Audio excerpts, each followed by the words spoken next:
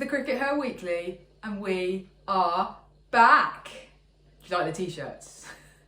It's going to be a bit confusing for the people who are listening. Should I explain the t-shirts for the benefit of people who are listening only? So Sid says hubby established 2022 and mine says wifey established 2022.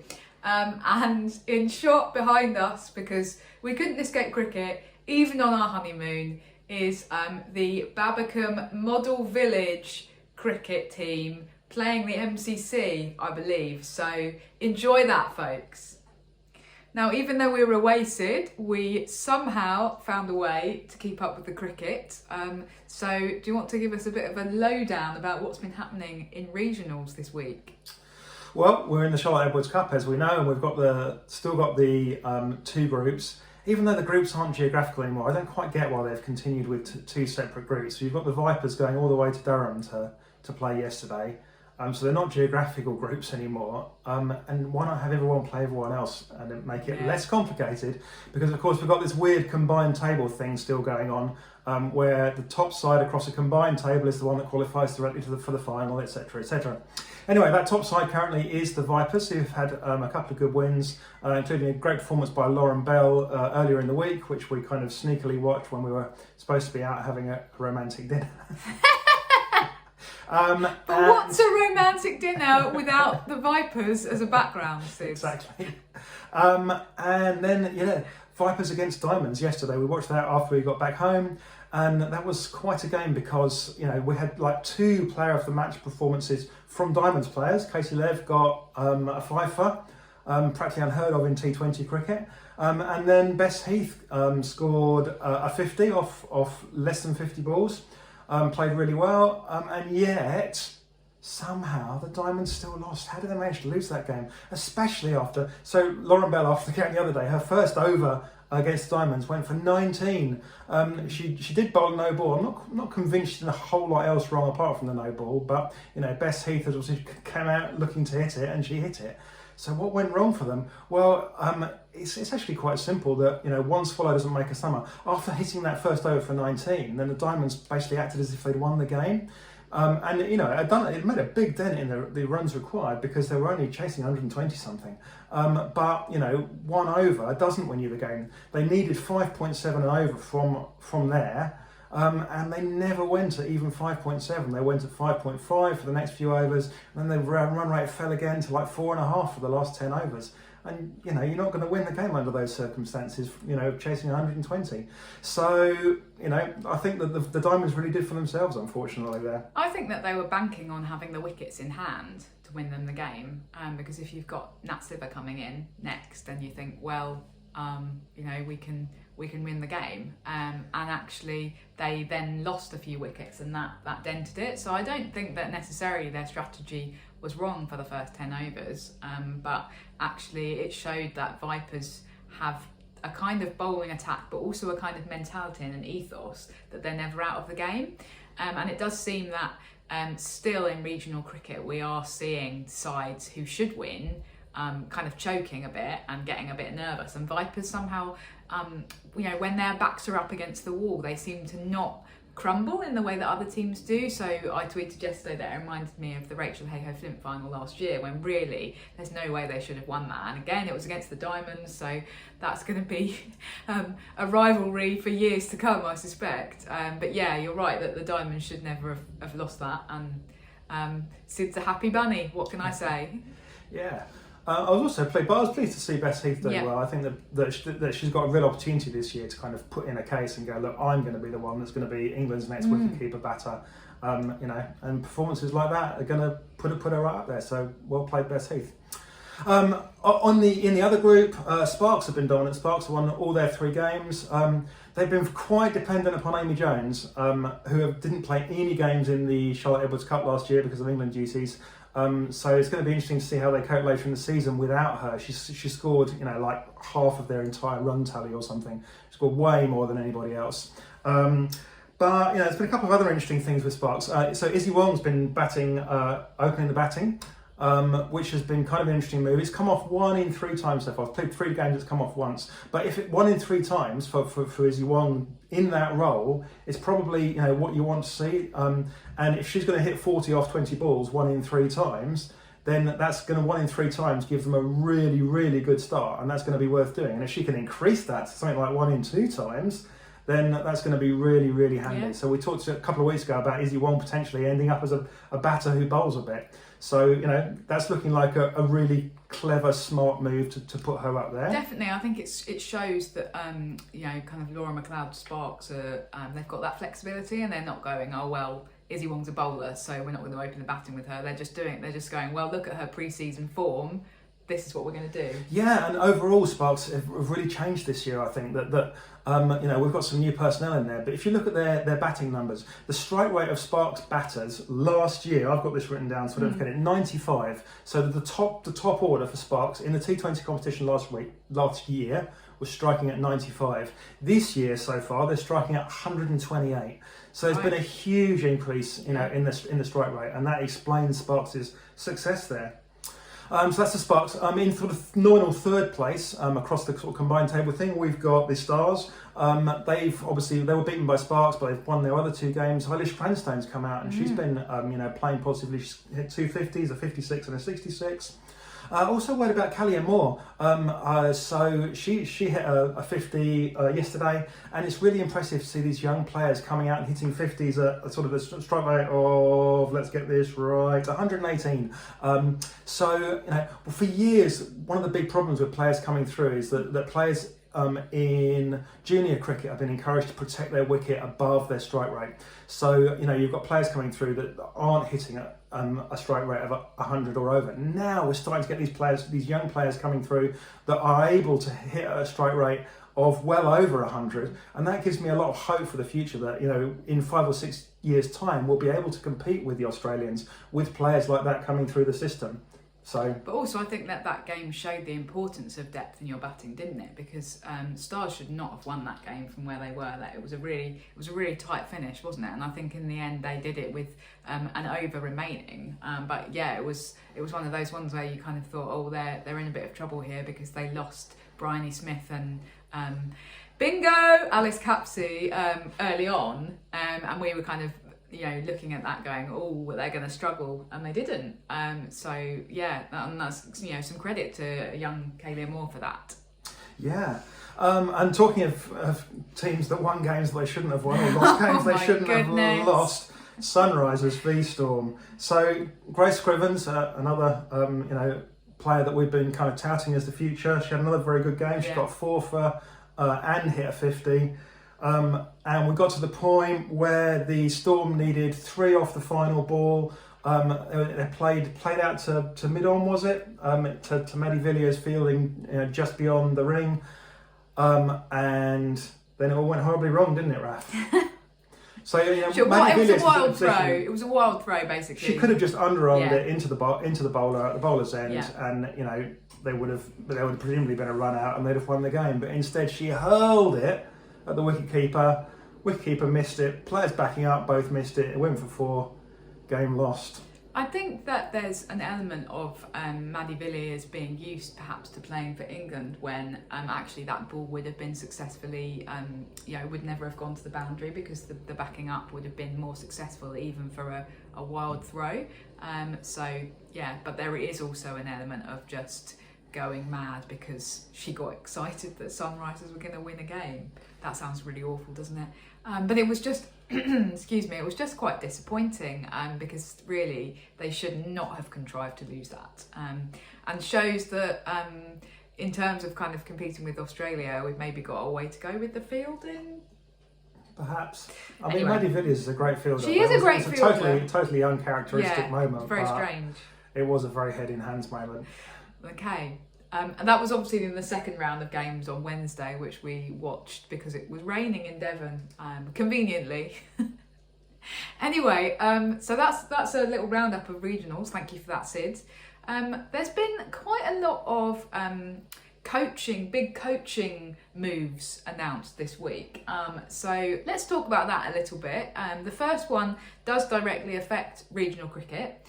because it's about Trevor Griffin, who of course stepped down from his role as the head coach of Sunrisers last month. It was quite suddenly, quite unexpectedly, and it's been announced that he is going to be the new head coach of Western Storm. And he's going to take over at the end of the Charlotte Edwards Cup, so he's going to be in place in time for the Rachel Ayo Flint Trophy this year. So yeah, that's quite an interesting one. Obviously, in terms of him stepping down, it was quite sudden, and the official statement said it was because he wanted to focus more on being nearer to his family, who obviously live in the West Country, and so I suppose this is a kind of logical move for him, in the sense of not having to do crazy commutes between the West Country and London, where Sunrisers are based all the time.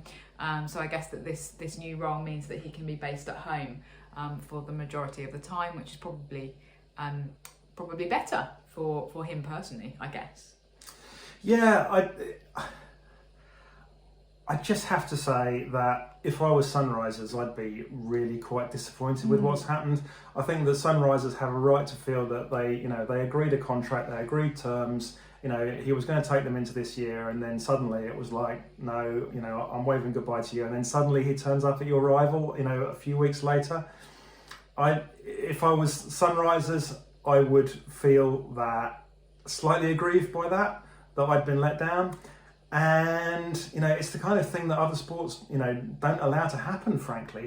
In football, when this kind of thing happens, you do see people moving, but there are substantial amounts of compensation to buy people out of contracts, because football managers and things are tied into long-term contracts. So, if you leave your gig with, United and want to join City, you have to either wait several years or they buy you out for a lot of money. And I was kind of surprised in a way that those kind of contracts aren't enforced in cricket. Obviously not. But great news if you're supporting the Storm, because a very successful coach, and you've got him back after he was so successful there in your Kia Super League days. Yeah, it's perhaps in a way a bit surprising that he didn't stay with the Storm, that he decided to move to the Sunrisers. But I guess that was maybe tied into doing the 100 gig with London Spirit, who are the kind of equivalent of Sunrisers in the 100. So yeah, it's an interesting one. He's obviously going to keep doing the Spirit gig, so but have a kind of split role from the regional stuff. So it's interesting. Mm-hmm. But obviously, the two Trevs reunited, Sid, Trevor Griffin and Trevor Knight. Just for anyone who needed that explained. Okay, so that's the first coaching announcement that happened this week. The second one was Charlotte Edwards, who has been out coaching in WBBL with Adelaide Strikers as the kind of assistant coach, but has just kind of bagged her first head coach role in the WBBL, and she's going to be the new head coach of the Sydney Sixers, who have struggled a bit in recent years in WBBL in terms of the personnel that they've got available. You would expect them to have a better finish than they actually have done. So that's quite an interesting move for Lottie, isn't it, Sid? It is. It's a very different challenge doing the WBBL compared to what Charlotte Edwards has been doing in this country. She's had a long time to build up to where she is. So she moved to Hampshire, 6-7 years ago, when the county championship was still, remember that? Remember the county championship, guys? She moved there, and it was kind of, everybody knew that the regional thing was coming. And I think that she was kind of hired at Hampshire in preparation for that. Yeah. And she's had a long time to build up the team. And the team that's at Vipers now is basically the team that she's built over that long term. Yeah. And that's what the gig in terms of regional cricket is about. It's about building something for the long term and selecting players, 3 years ago that are now, coming into your team and shining. It's about selecting the right juniors to move forward, and it's about coaching people individually, and about progressing people, and about taking a player like your Freya Kemps, taking them in the nets 2 years ago, and giving them the right coaching so that they can now emerge this year as a successful professional cricketer. The gig in the WBBL is really different. You don't have any control over your players. Essentially, Lisa Staleka, is the talent manager at Sydney Sixers. So she's the one saying, we're going to hire this player, we're going to sign this player, we're not going to retain this player. And you only get a very short amount of time. So you've got no time to coach anybody. You've got no time to come in and go, oh, I'm going to completely change your technique. I'm going to change your bowling action. I'm going to change, you can maybe tweak things ever so slightly. But essentially, the role at the WBBL is to kind of gel a team and just to kind of mould it together in the very, very short term. So a very different kind of challenge, but exactly the kind of challenge you'd give yourself if you were trying to go, I want to push myself outside my comfort zone. We've talked a lot about players pushing themselves outside their comfort zone by making moves, and we've said how important that is. Look at Marie Kelly this year, who's gone somewhere fairly new. I mean, it's sort of not new in the sense that she was at university in Loughborough, but it's new in the sense that she's been with the Birmingham kind of side of the Midlands for her whole career cricket wise. She's pushed herself outside her comfort zone, gone somewhere slightly different, and it seems to have made a difference. And that can be the case in coaching as well. So good luck to Lottie with that. And ultimately that's the kind of pushing herself outside the comfort zone is what's going to benefit whatever country is the first one to hire her as their international coach, whoever that might be. She's made no secret that she does have international ambitions, and obviously doing a head coach role in the WBBL is a really important thing to have on your CV in that respect, because the WBBL is ultimately the most respected and the best franchise competition in the world. You can do all of the coaching in your fair breaks and obviously coaching in the 100, which is another well-respected competition, but it's still the WBBL is the one, isn't it? That's your pinnacle, yeah. If you can go ahead and turn the Sixers back into a winning team in that. Looks good. Yeah. Okay, and now our third kind of coaching appointment, which is a slightly different one, because we're going to talk about some men's cricket. Almost. We're going to talk about the other game. Scary. We don't know anything about men's cricket, so bear with us. Matthew Mott is moving from his role as head coach of the Australia women's team, which he's done since 2015, and he is moving to be the new white ball coach of the England men's team, because they have split the role.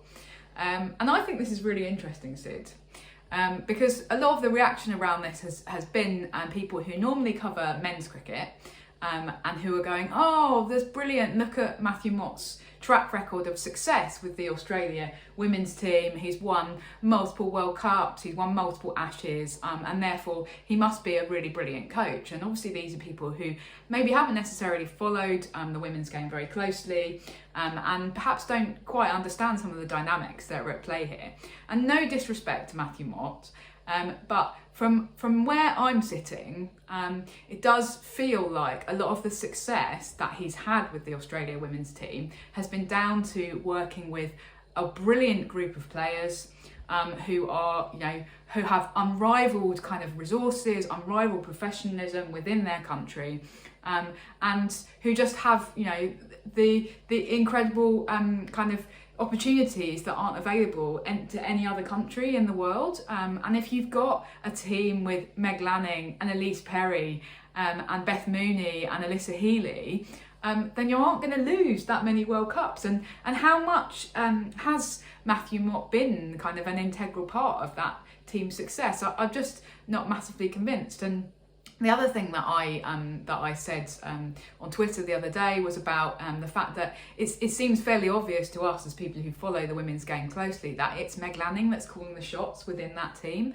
I don't think that that's really something that's up for dispute. Certainly Meg Lanning is rumoured to have been she's rumoured to have played a part in the fact that that Cricket Australia decided that they were going to remove Catherine Fitzpatrick from the head coach role and appoint Matthew Mott.